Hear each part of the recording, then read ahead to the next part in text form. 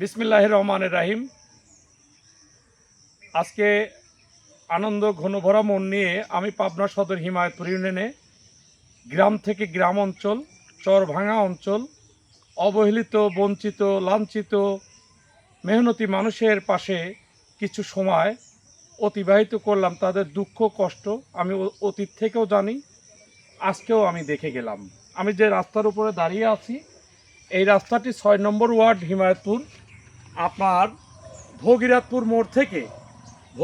মোড় থেকে এই রাস্তার মাথায় পদ্মা নদী, আর পদ্মার ওপারেই কুষ্টিয়ার মানুষ এই রাস্তা দিয়ে পাবনার সাথে সুসম্পর্ক অনেক ঘনীভূত, তাই না?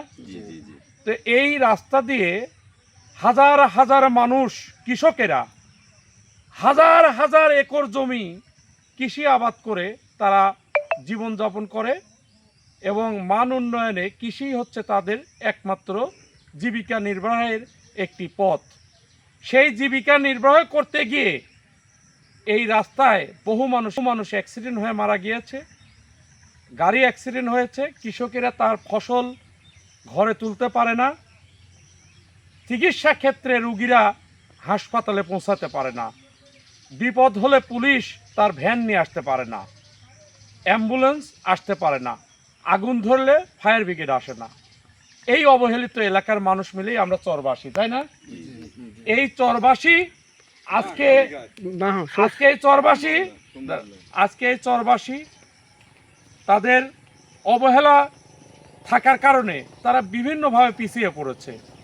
এই পিছা থেকে এগিয়ে আসতে হলে আমি পাবনা গণমানুষের নেতা, পাবনা ৫ আসনের সম্মানিত এমপি মহোদয় অ্যাডভোকেট শামসুর রহমান শিমুল ভাই সহ পাবনা জেলা প্রশাসক, স্বাস্থ্য ডিপার্টমেন্টের যিনি রয়েছেন প্রধান, এছাড়াও এলজিডির প্রধান, উপজেলার প্রধান, জেলা পরিষদের প্রধান, সবার দৃষ্টি আকর্ষণ রাখব যা আমাদের হিমায়তপুর ইউনিয়নে 5টি ওয়ার্ড, আপনার শিবরামপুর, ঘোষপুর, ভগীরথপুর, ভবানীপুর, বাঙাবাড়ি এবং সানিকদিয়ার, নিয়ামতুল্লাহপুর। এটা কয়টা ওয়ার্ড হলো? 6টা মনে হয়। এই 6টা ওয়ার্ড এত অবহেলিত যা কল্পনা করা যায় না। শিক্ষাক্ষেত্রেও শিক্ষকেরা সময় মতো স্কুলে পৌঁছাতে পারে না, যার কারণে শিক্ষার্থীদের শিক্ষার মানও কিন্তু নষ্ট হয়ে যাচ্ছে। এই চর অঞ্চল থেকে এডওয়ার্ড কলেজের ছাত্ররা কিন্তু পড়তে যায়, বুলবুল কলেজে যায়, মহিলা কলেজে যায়। আমি আসালত ঘোষ, নাম শুনেছেন তো? আসালত ঘোষের নাতিন গতকালকে আমার অটো রিকশায় উঠছিল। সেই আসালত ঘোষের বাড়ি হচ্ছে হিমায়তপুর ইউনিয়নের শেষ সীমানা। সেই সীমানা থেকে একটা নাতিন মহিলা কলেজ থেকে পড়ে আসতেছে। কি কষ্ট, কি দুঃখ, কি রাস্তার সমস্যা সব উপেক্ষা করে সে লেখাপড়া করছে। অথচ আমরা যখন ভোটের দরকার হয়, এই যে আমি চেয়ারম্যানে দাঁড়াবো, আমারও ভোটের দরকার, আমি ওনার কাছে আইছি, সবাই আসে, ভোট বের হয়ে গেলে আর আসে না।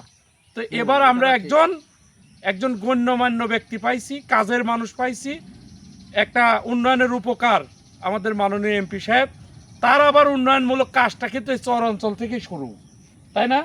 এই চরের মানুষের প্রতি তার দরদ আছে।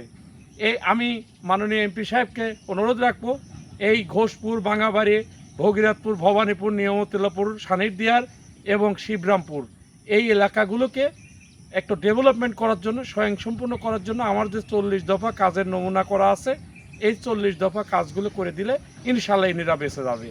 আমি সবার সুস্বাস্থ্য মঙ্গল কামনা করে শেষ করছি। আসসালামু আলাইকুম রহমতুল্লাহ। মুরব্বী